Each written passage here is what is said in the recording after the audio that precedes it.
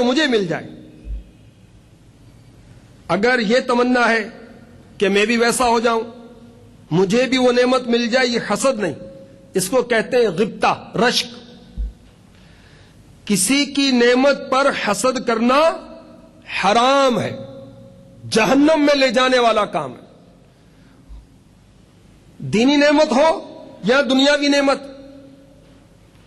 کیونکہ اس میں دوسرے کی نعمت کی زوال کی تمنا ہے, آرزو ہے کہ اس سے نعمت چھن جائے, اس کا حسن و جمال چھن جائے, اس کا مال چھن جائے, اس کی عزت خراب ہو جائے, اس کی شہرت جاتی رہے.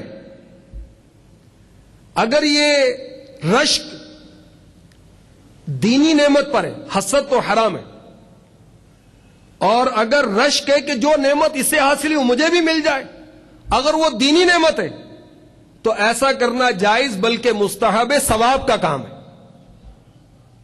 اور اگر دنیاوی نعمت پر رشک ہے کہ جو دنیاوی نعمت اسے ملی مجھے بھی مل جائے تو یہ مناسب نہیں. ماشاءاللہ سردار آباد بھر کے تعلیمی اداروں کے دعوت اسلامی سے پیار کرنے والے جمع ہوئے ہیں. کیا کچھ پڑھتے ہیں ہمارے طلباء, شب و روز رٹے لگاتے رہتے ہیں, پڑھتے رہتے ہیں. یاد رکھیے, فی نفسی ہی کوئی علم برا نہیں, اس کا یوز یا مس یوز برا ہے. مس یوز برا ہے ظاہر. تو یہ جو میں حسد کو آپ کی بارگاہ میں پیش کر رہا ہوں, یاد رکھیے حسد حرام ہے, اس سے بچنا فرض ہے, اور اس کا علم حاصل کرنا بھی فرض ہے. یہ فرض علوم میں سے, جسے حسد کے بارے میں علم نہیں وہ گناہ گار ہے. اس کے علم حاصل کرنا فرض ہے. جو فرض نہیں ہے وہ تو ہم دن رات اس میں لگے رہیں, اور جو فرض ہے اس کی ہمیں ڈیفینیشن تک پتہ نہ ہو. کیا سیکھنا فرض ہے؟ حسد کی تعریف اور اس کا علاج, کہ اس سے کس طرح بچا جا سکتا ہے. تو انشاءاللہ حسد کی تعریف میں نے پیش کی, انشاءاللہ اس کا علاج بھی عرض کروں گا. آپ توجہ کے ساتھ سنتے رہیں گے تو انشاءاللہ اس فرض علم کی آپ کو معلومات حاصل ہو جائے گی. حسد کی تباہ کاریاں سماعت فرما لیجیے. اللہ کے پیارے محبوب دانہ غیوب منزہ عن العیوب صلی اللہ تعالی علیہ وسلم کا فرمان عبرت نشان مشکاہ شریف میں ابو داود شریف کے حوالے سے یوں لکھا ہے, حسد سے بچو, کیونکہ حسد نیکیوں کو ایسے کھا جاتا ہے جیسے آگ لکڑی کو. بہار شریعت میں فرمان مصطفیٰ صلی اللہ تعالی علیہ وسلم لکھا ہے, حسد ایمان کو ایسا بگاڑتا ہے جس طرح ایلوا شہد کو بگاڑتا ہے. ایلوا یہ بہت ہی کڑوی چیز ہے. اب انتہائی کڑوی چیز شہد میں ڈال دی جائے تو شہد کا ذائقہ تو خراب ہو جائے گا. تو اسی طرح حسد ایمان کو بگاڑ دیتا ہے. پیارے مصطفیٰ صلی اللہ تعالی علیہ وآلہ وسلم نے ارشاد فرمایا, یہ مشکاہ شریف میں ہے, آہستہ آہستہ تمہارے اندر اگلی امتوں کی بیماریاں پھیل رہی ہیں. یعنی حسد اور بغض. بغض کیا ہے؟ دل کی چھپی ہوئی دشمنی, اس کو بغض کہتے ہیں. یہ بھی حرام ہے, اور اس کا علم سیکھنا بھی فرض ہے. کسی مسلمان کے لیے دل کے اندر دشمنی رکھنا یہ بغض ہے, کینہ بھی جس کو کہتے ہیں. ٹھیک. فرمایا آہستہ آہستہ تمہارے اندر اگلی امتوں کی بیماریاں پھیل رہی ہیں. یعنی حسد اور بغض یہ دین کو مونڈنے والی بیماریاں ہیں, بال کو مونڈنے والی نہیں. بہار شریعت میں ہے, حسد اور چغلی اور کہانت نہ مجھ سے ہے نہ میں ان سے ہوں. یعنی مسلمانوں کو ان چیزوں سے کوئی تعلق نہیں ہونا چاہیے. طبرانی شریف میں ہے, لوگ اس وقت تک خیریت اور اچھی حالت میں رہیں گے جب تک ایک دوسرے سے حسد نہ کریں.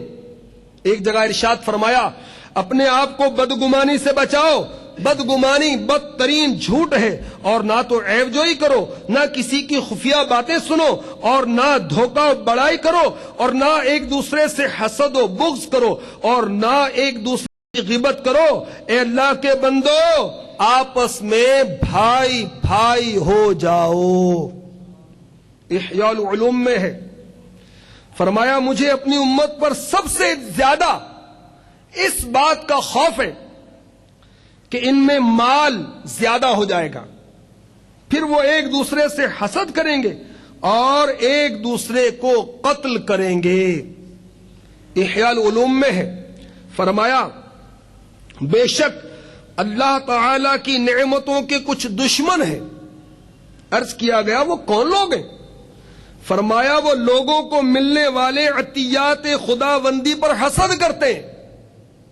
کسی کو نعمت کسی کے پاس ہے، کس نے دی ہے جس سے ہم حسد کر رہے ہیں؟ وہ نعمت اس سے زائل ہو جائے، چھن جائے، جس کی ہم تمنا کر رہے ہیں، یہ نعمت اس کو کس نے عطا کی؟ اللہ نے عطا کی نا۔ تو حاسد اللہ تعالی کی تقسیم پر راضی نہیں ہے۔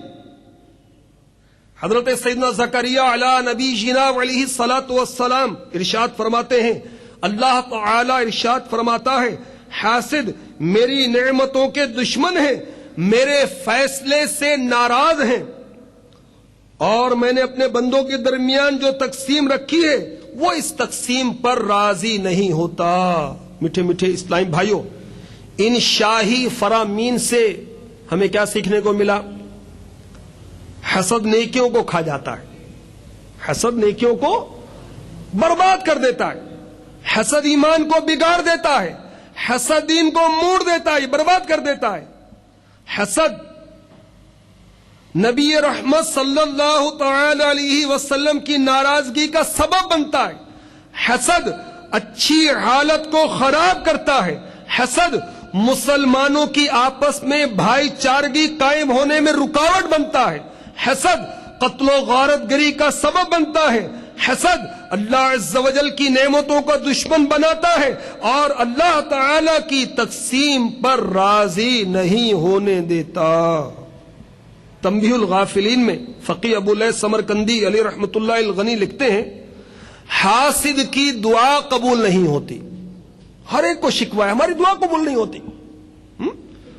اس کے اسباب پر بھی تو غور کریں، مال کیسا کھاتے ہیں؟ جس سے شکوہ کر رہے کہ تو ہماری دعائیں قبول نہیں کرتا، اس کے حکم کتنا مانتے ہیں؟ اور حسد جیسی بری عادت میں گرفتار ہیں اور پھر شکوہ کرتے ہیں ہماری دعا قبول نہیں ہوتی۔ تو حاسد کی دعا قبول نہیں ہوتی۔